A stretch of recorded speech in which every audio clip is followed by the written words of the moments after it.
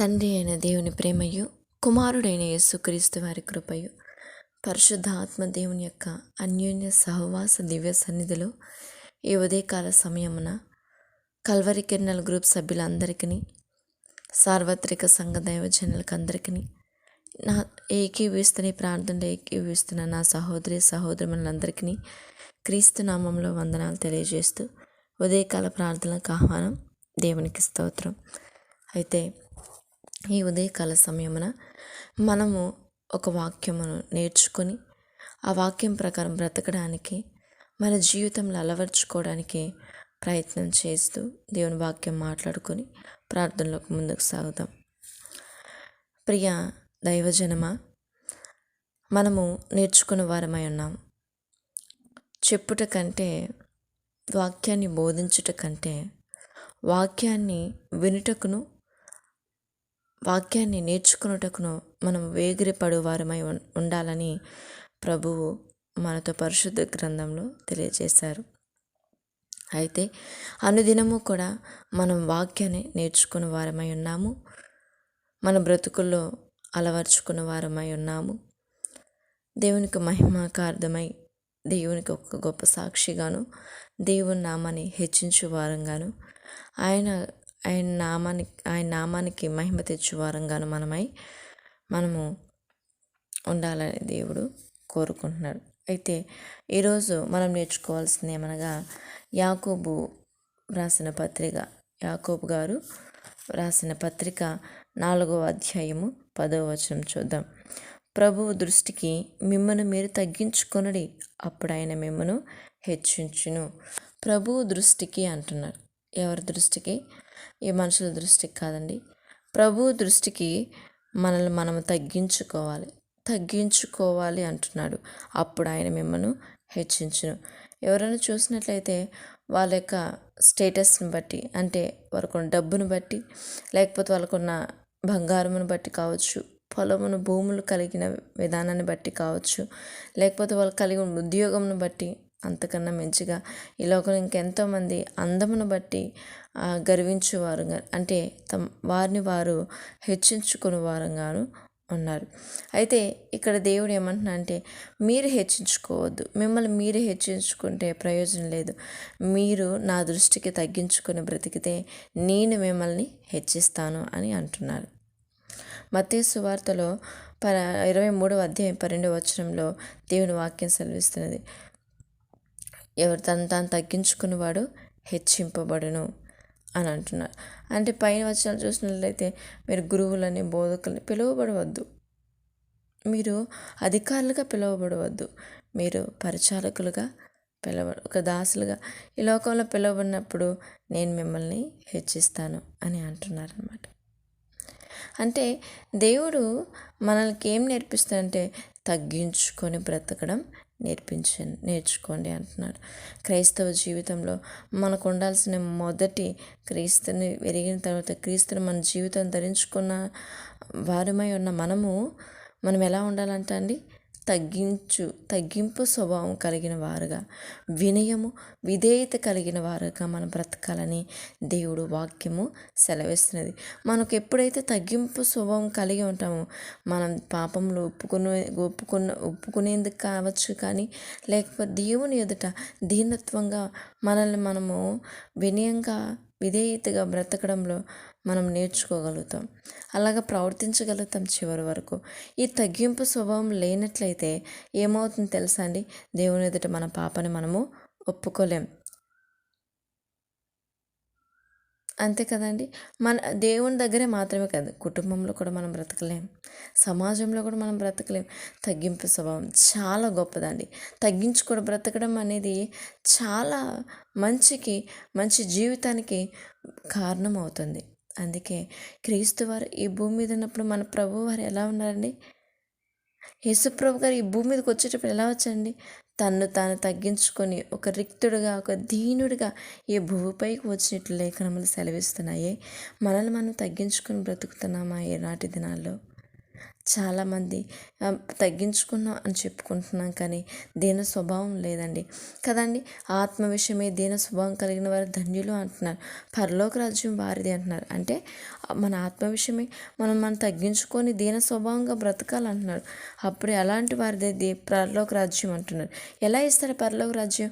దీనత్వం కలిగి ఉన్నట్లయితే వారిని వారు తగ్గించుకొని దేవునికి అప్పజెప్పుకొని ప్రతి విషయంలో దేవునికి విధేయత కలిగి బ్రతికినప్పుడు ఆయన ఎలా చెప్తే okay my dear lord okay అని తగ్గింపు స్వభావంతో వినయంకు విధేయత, ఇంకా సంపూర్ణమైన విధేయత కలిగి ఉన్నప్పుడు దేవుడు మనకు తన రాజ్యాన్ని ఇచ్చే దేవుడై ఉన్నాడు. చూసినట్లయితే పరిశుద్ధ గ్రంథం మత్తయి సువార్త 8వ అధ్యాయము 8వ వచనంలో చూసినట్లయితే ఒక శతాధిపతి అంటే శతాధిపతి ఉన్నారండి. అతడు కొన్ని శాతం అంటే 100 సైనికుల మీద ఆయన అధిపతి ఉన్నాడండి. అలాంటి గొప్ప శతాధిపతి యేసుప్రభు తన దాసుడు పక్షవాయుతో ఉన్నాడని తెలుసుకొని మిగులు బాధపడుతున్నాడని, ఇంట్లో పడి ఉన్నాడని యేసుప్రభు గారి దగ్గరికి వచ్చి ప్రభువా అంటున్నాడు. ప్రభువా నీవు నా ఇంట్లోకి వచ్చి అంటే నా దాసుడు ఇలాగా స్వస్థత లేకుండా పక్షవాయుతో పడి ఉన్నాడు తండ్రి, ప్రభువా వచ్చి ప్రభువా నా ఇంటిలోకి వచ్చుటకు నేను పాత్రుడు కాను అంటున్నాడు. చూడండి, తన దాసుడు పక్షవాయుతో మిగులు బాధపడుచున్నాడని ఆయన దగ్గర యేసుప్రభు గారి దగ్గరికి వచ్చి వేడుకున్నాడు. అయ్యా నా యొక్క దాసుడు పక్షవాయుంతో మిగులు బాధపడుచున్నాడు, వచ్చి అనలేదండి. మరి అంటున్నాడు స్వస్థత పొందాలని కోరుకున్నాడు, స్వస్థత ఇవ్వయ్యా అంటున్నాడు. నేను వచ్చి స్వస్థత ఇస్తానని యేసుప్రభు గారు చెప్తుంటే అయ్యా నువ్వు వచ్చుటకు నేను పాత్రుడును కాను, నువ్వు నా ఇంట్లోకి వచ్చుటకు నేను పాత్రుడును కాను. ఎంత అయోగ్యంగా చూడండి. నేను యోగ్యుడిని కాదు తండ్రి, యోగ్యుని కాదు ప్రభువా, ఎందుకంటే మీరు పరిశుద్ధుడు, గొప్పవారు, స్వస్థత ఇచ్చేవాడు, మీరు అభిషేక్తుడై ఉన్నారు, ఆయన ఎరిగి ఉన్నాడు. చూడండి ఆయన ఎంత యేసుప్రభు గారు గొప్పవారని, గొప్ప గుణాలు కలిగిన వారని, మన దేవుని కుమారుడని శతాధిపతి ఎరిగి ఉన్నాడు కనుక నేను యోగ్యుని కాదు నాన్న, యోగ్యుడు కాదు ప్రభువా అని దీన స్వభావంతో చెప్తుంటే అంటున్నాడు నువ్వు మాట మాత్రం సెలవిస్తే నా దాసుడు స్వస్థపరచబడును, నా చేతికి అనేక సైనికులు ఉన్నారు, ఒకరు పొమ్మంటే పోతాడు, రమ్మంటే వస్తాడు, అయితే నీకంటే నేను గొప్పవాడిని మాత్రము కాను. నా సైనికుల మీద నేను గొప్పవాడిగా ఉండొచ్చు, శతాధిపతిగా ఉండొచ్చు, కానీ నీకంటే నేను గొప్పవాడిని కాదయ్యా, మీరు చాలా గొప్పవారయ్యా, మీరు దేవుని కుమారుడయ్యా, నేను యోగ్యుని కాను, మీ ఎదుటి నేను యోగ్యుని కాను తండ్రి, మీరు మాట మాత్రం సెలవు ఇవ్వమండి అనగానే యేసుప్రభు గారు వాళ్ళ శిష్యుల వైపు చూసి ఎంత విశ్వాసం ఎవరైనా చూసారా? ఇలాంటి వాడు ఎవరైనా ఉన్నారా? మరి ఇతను అబ్రహాం, ఇసాక్, యాకోబులతో సహా పరలోక రాజ్యంలో ఉంటారని ఉత్తరం ఇచ్చాడు కదండి. ఎంత గొప్ప ధన్యత. అందుకే ఆత్మ విషయమే దీనత్వం కలిగిన వారు పరలోక రాజ్యం సంపాదించుకుంటారని యేసుప్రభు గారు తెలియజేస్తారు. ఈనాటి దినాల్లో మనం ఎలా ఉండామండి? ఒక శతాధిపతి తాను తగ్గించుకొని దేవుని ఎదుట మొరపెట్టుకుంటే మనం ఎలా ఉండాలండి? మనం ఎంతటి వారం? అయోగ్యులం, అల్పులం, బలహీనులం. దేవుడు లేకపోతే మన జీవితంలో ఏమైనా జరుగుతుందా? చేయగలుగుతామా? ఏమైనా సంపాదించుకోగలుగుతామా? మన ఆశీర్వాదం పొందుకోగలుగుతామా? ఏమీ చేయలేం. అలాంటి మనం ఎందుకు వెర్రవేగుచున్నాం? ఎందుకు గర్వంగా అహంకారంగా ఉంటున్నాం? ఆత్మ విషయంలో దీన స్వభావం కలిగి దేవునికి దీనత్వంగా మనం బ్రతకడం నేర్చుకోవాలి. ప్రభువు దృష్టికి మనం ఎప్పుడైతే తగ్గింపు స్వభావం కలిగి దేవునికి విధేయత కలిగి జీవిస్తామో దేవుడు మనల్ని హెచ్చించే దేవుడై ఉన్నాడు. శతాధిపతి తను తగ్గించుకున్నప్పుడు అందరు ఎదుట హెచ్చించారండి. ఈరోజు మనం కూడా హెచ్చింపబడవలసిన వారమై ఉండాలని దేవుడు కోరుకుంటున్నాడు. అంటే దేవుని దృష్టిలో మనం తగ్గింపబడి బ్రతకాలని దేవుడు కోరుకుంటున్నాడు. కనుక దేవుడు తన పరిశుద్ధ వాక్యాన్ని దీవించి నేను హెచ్చరించుకుంటూ అయ్యే వాక్యాన్ని తెలియజేయడానికి దేవుడు కృప చూపించినందుకు దేవునికి స్తోత్రాలు చెల్లిస్తూ మరి ప్రార్థన చేసుకుందాం. మహాగరుడ, మహోన్నతుడ, సర్వశక్తిమంతుడగు నా తండ్రి, పూజనీయుడ, పునరుద్ధానుడైన నా దేవ, మీకు వందనాలు స్తోత్రాలు చెల్లిస్తున్నాను తండ్రి. వందనాలు నాయన. ఈ ఉదయకాల సమయాన్ని బట్టి స్తోత్రాలు. నా కన్న తండ్రి, నేను కాపాడువాడు కొనుక్కొని నిద్రపోడని వాగ్దానం చేస్తున్న దేవా, రాత్రంతా మా పడకల చుట్టూరా మీరు కంచి వేసి కాపాడిన మా రక్షకుడు నా తండ్రి, మీకు వందనాలు స్తోత్రాలు చెల్లిస్తున్నాను. ఈ దినం మమ్మల్ని సజీవులుగా ఉంచిన మా జీవము గల నా దేవా, మీకు వందనాలు స్తోత్రాలు నాయన. ఈ దినాన్ని బట్టి నేను స్తుతిస్తూ నేను మహిమపరుస్తూ వేడుకొనుచున్నాను దేవా. మేము ఎంతైనా ప్రతిదినం నీ వాక్యం మేము నేర్చుకున్న వారమై ఉన్నాం ప్రభా. ఈరోజు మేము ఏం నేర్చుకోవాలని మాకు బయలుపరిచిన విధానానికై మీకు వందనాలు నైనా. మీ దృష్టికి మేము ఎప్పుడు తగ్గింపు స్వభావం కలిగిన బ్రతుకువారుగా మేము ఉన్నట్లు సహాయం చేయనైనా. తాను తగ్గించుకున్న హెచ్చింపబని అయ్యా, మేము తగ్గింపు స్వభావం కలిగి బ్రతకడం మాకు నేర్పించమని వేడుకొంచున్నాను. క్రైస్తవులను నీ పిల్లలైన వారందరినీ బట్టి నేను స్తుతిస్తున్నాను.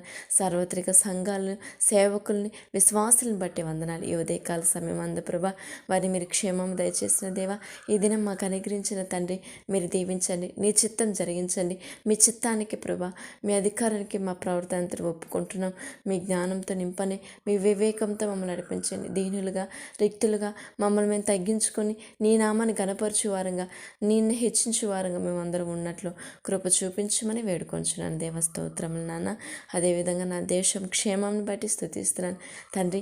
నా భారతదేశం క్షేమం దయచేసి నా ఆత్మదేవుడా తండ్రి, నా దేశం చుట్టూరు మీరు కంచి వేయండి. ప్రతి ఉగ్రత నుంచి మీరు కాపాడండి. నా దేశంలో ప్రజల యొక్క మనోనేత్రాలను మీరు తెరువు నాయన. రక్షింపబడ్డానికి, రక్షణలోకి వచ్చుటకు మీరు కృప చూపించమని నీ పాసలు వేడుకొంచున్నాను దేవా. స్తోత్రాలు నాన్న. నా దేశంలో ఇంకా ఎంతోమంది అయ్యా వృద్ధులు ఉన్నారు, చంటి పిల్లలు ఉన్నారు ప్రభా, విధవరాలు ఉన్నారు, నిజంగా అనాథలైన పిల్లల వారు ఉన్నారు ప్రభా. వారిని బట్టి మీకు వందనాలు తండ్రి. అయ్యా వారికి సహాయం చేస్తున్న సహకారులు, పరామర్శిస్తున్న మీ పిల్లలైన వారందరినీ మీరు చల్లగా కాపాడండి. వారి కుటుంబాలని దీవించండి. వాళ్ళ భవిష్యత్తును మీరు కట్టమని వేడుకొంచున్నాను దేవా. స్తోత్రాలు తండ్రి. అదేవిధంగా నా దేవ, యవనస్తులను బట్టి స్తోత్రాలు. యవన కాలం మీ కాడిని మోయటం మేలన్నీ వాక్యం సెలవిస్తున్నది తండ్రి. వాళ్ళ ఈ యవన కాలంలో ప్రభా, నీ కొరకు వారి యొక్క బలం వాళ్ళ యొక్క బలం ప్రభా ఉపయోగపడినట్లు మీరు సహాయం చేయండి. మీరు దర్శిస్తున్న దేవా, మీరు ఆకర్షించుకుంటున్న తండ్రి, మీకే స్తోత్రాలు. నశించిపోతున్న ఇంకా అనేక మంది యవనస్తులను మీరు దర్శిస్తున్న నా కన్నా తండ్రి, మీకు కృతజ్ఞతలు స్తోత్రాలు చెల్లిస్తున్నాను దేవా. స్తోత్రములు నాన్న. మరి ఈ దినం ప్రయాణం చేస్తున్న ప్రయాణికుల విషయమై అయ్యా ఉద్యోగాలకు వెళ్తున్న వారి నిమిత్తం కూడా నేను కృతజ్ఞతలు చెల్లిస్తున్నాను తండ్రి. వారి క్షేమంగా వెళ్ళి రావటకు కృప చూపించండి. వాళ్ళ పని పాటలో మీరు తోడున, ఉద్యోగంలో వారి అధికారులని, వారి కోవర్కర్స్ని దీవించండి. న్యాయంగా యథార్థంగా పనిచేస్తున్న నీ పిల్లల అందరి కష్టార్జితాన్ని మీరు దీవించి మీరు మహిమ పొందుకోమని వేడుకొనుచున్నాను తండ్రి. మీకే స్తోత్రములు చెల్లిస్తున్నాను. అదేవిధంగా నా కన్న తండ్రి, మరి నీ కృపను బట్టి అడుగుతున్నాను నాయన. వ్యాధిస్తులను స్వస్థపరిచే దేవా, ఎంతోమంది భయంకరమైన తెగుళ్ళకు గురవుతున్నారు నాయన. మిమ్మల్ని నమ్ముకొని మీతో జీవించినట్లయితే ఆ వ్యాధి నుంచి విడుదలిచ్చే దేవుడు ప్రభా. రక్షణ యెహోవాది తండ్రి. రక్షించే దేవుడు మీరు. మా శాపం నుంచి, వ్యాధి నుంచి, బలహీనత నుంచి విడుదలిచ్చే మా విమోచకుడు మీరు. అనేక మంది మీ వైపు ఆకర్షింపబడినట్లు మా ప్రజలను మీరు కాపాడండి. మా ఇరుగు పొరుగు అని బంధుమిత్ర, రక్త సంబంధికులు, సహోదరులు మన అందరినీ బట్టి స్తుతిస్తున్నాను. మీ రక్షణ దయచేయమని వేడుకొనుచున్నాను దేవా. మీకే స్తోత్రాలు చెల్లిస్తున్నాను. అదేవిధంగా తండ్రి, మా ఆత్మీయులు, మీ స్నేహితులను బట్టి కూడా మీకు వందనాలు. క్షేమము దయచేయి తండ్రి. ఈ దినమంతట్లో మీరు కృప చూపించి ప్రతి కుటుంబాన్ని పాసలు సమర్పిస్తున్న మీరు శాంతి సమాధానంతో నింపి మీరు ఘనత పొందుకోమని వేడుకొనుచున్నాను దేవా. వందనాలు తండ్రి. అదేవిధంగా తండ్రి ప్రభా, ప్రత్యేకంగా నా కల్వరి కిరణాల గ్రూప్ సభ్యులందరి నిమిత్తమై మేము ప్రార్థన చేస్తున్నాను. వారిని బట్టి కృతజ్ఞతలు తండ్రి. ప్రభా, ఇందులో పనిచేస్తున్న సేవకులను ప్రభా మీరు దీవించండి. సహకారులు మీరు ఆశ్రయించండి ప్రభా. నా తండ్రి, అన్ని విషయాల్లో వారిని మీ పరిచర్యలో ముందుకు సాగించదండి. ఈ పరిచర్యను అభివృద్ధి పరచండి. సంఘానికి క్షేమము దయచండి. దైవజనులు మీరు ఆశీర్వదించండి అయ్యా. ప్రేరిక్వెస్ట్ ఇచ్చిన నా సహోదరు కుటుంబాలను మీరు దీవించండి తండ్రి. స్తోత్రాలు. సత్యవతి సిస్టర్ని బట్టి స్తోత్రాలు. తన యొక్క పిల్లల భవిష్యత్తు కట్టబడాలని ఆశపడుతుండగా మీరు కట్టువాడా, మీకే స్తోత్రాలు నా తండ్రి. అలాగే నా దేవా, నీ కృపను బట్టి అడుగుతున్నాను. శేఖర్ గారి యొక్క కుటుంబంలో ఈఎంఐ పరిస్థితుల్ని మీరు చక్కపరచు దేవా. ఆర్థిక సమస్య నుంచి విడుదలిస్తున్న తండ్రి స్తోత్రాలు నాయన. అదేవిధంగా కామిరెడ్డి గారిని, లక్ష్మి గారిని, మెర్సీ గారిని అయ్యా ప్రభా, దిలీప్ సహోదరుని, సాత్విక సిస్టర్ని, సుధా సిస్టర్ని, వెంకట గారి కుమారుని, యేసప్ అయ్య గారిని, ప్రతి ఒక్కరిని బట్టి మీకు వందనాలు తండ్రి. వారికి క్షేమము దయచేతండి. మీ సన్నిధి వరకు తోడుంచు నాయన. నా దేవా, వాళ్ళ కుటుంబాలను కట్టండి తండ్రి. వాళ్ళ వ్యాపారాలు దీవించండి. వాళ్ళ ఉద్యోగుల విషయంలో మీరు కార్యం చేయతండి. నిరుద్యోగులుగా ఉన్నారు, మీరు కృప చూపించే దేవుడు ప్రభు. ప్రభా, నీ యొద్దకు వచ్చిన వారు మీరు ఏమాత్రం త్రోసివేరు తండ్రి. కొండల తట్టు నా కళ్ళు ఇచ్చిన మాకు సహాయం ఎక్కడి నుండి వచ్చిన యెహోవా వల్లే మాకు సహాయం కలుగు నా తండ్రి. మా సహాయం మీరే, మా ఆశ్రయ దుర్గం మీరే, మా దాగు చోటు మీరే. మీరు తప్ప మాకు సహాయం ఎక్కడా దొరకదు ప్రభా. మాకు సహాయం మీ దగ్గర నుంచి మాత్రమే వచ్చింది తండ్రి. మీరు దీవించండి. వాళ్ళ ఉద్యోగం చేస్తున్న వాళ్ళ ఉద్యోగంలో మీరు తోడునండి. వాళ్ళ కుటుంబాలు, వాళ్ళ పిల్లల్ని మీరు దీవించండి. వాళ్ళ సమస్యల నుంచి విడుదల దయచేయండి. అన్ని విషయాలు మీరు కృప చూపించి మీరు మహిమ పొందుకోమని కృతజ్ఞతాస్తుతి స్తోత్రములు చెల్లిస్తున్నాను తండ్రి. వందనాలు ప్రభా.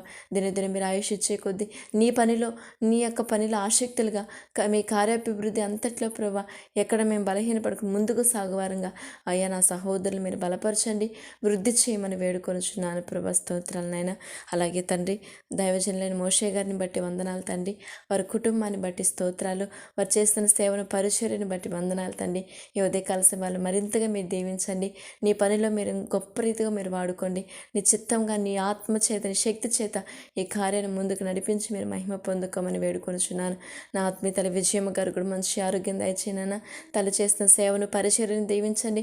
ప్రతి బలహీనత నుంచి విడుదల దయచేయండి. వారి కుటుంబ సభ్యుల్ని, బంధుమిత్రుల్ని దీవించమని వేడుకొనుచున్నాను తండ్రి. స్తోత్రాలు. ఈ ప్రార్థనలు ఏకీవిస్తున్న నా సహోదరులను అందరినీ మీరు బలపరచండి. మీరు మహిమ పొందుకోమని వేడుకొనుచున్నాను అయ్యా ప్రభా. వాళ్ళు అనుదినం ప్రార్థిస్తుండగా, ఈ ప్రార్థనలు ఏకీవిస్తుండగా వారి కార్యములు వాళ్ళ జీవితంలో గొప్ప మేలులు పొందుకున్నట్లు, ఆశీర్వదకరంగా వాళ్ళు బ్రతికి ప్రభా, నీ నామానికి మహిమకర, నీ రాజ్య వారసులుగా మార్చబడినట్లు మీరు దీవించమని వేడుకొనుచు యెరూషలేం క్షేమం కొరకు మొరపెడుతున్నాను తండ్రి. యెరూషలేము క్షేమము దయచేయమని, రక్షణ అనుగ్రహించమని వేడుకొనుచు చివరిగా నన్ను, నా కుటుంబాన్ని బట్టి వందనాలు నాయన. ఇది నా కుటుంబాన్ని పాసలు సమర్పిస్తున్నా. నీ చిత్తమే జరిగించండి ప్రభా. నా ఇంటి వారందరినీ ప్రభా మీ కృపచేత నడిపించండి, నీ ఆత్మచేత నడిపించండి. ఆత్మీయ జీవితంలో ఫలింపచేయమని వేడుకొనుచు సమస్త మహిమ, ఘనత, ప్రభావాలు మీరే పొందుకోమని యేసుక్రీస్తు నామంలో ప్రార్థన చేసి వేడుకొని పొందుకుంటున్నాం కన తండ్రి. Amen, amen. దేవునికి స్తోత్రం. అందరికీ వందనాలు, శుభములు. ఆమెన్.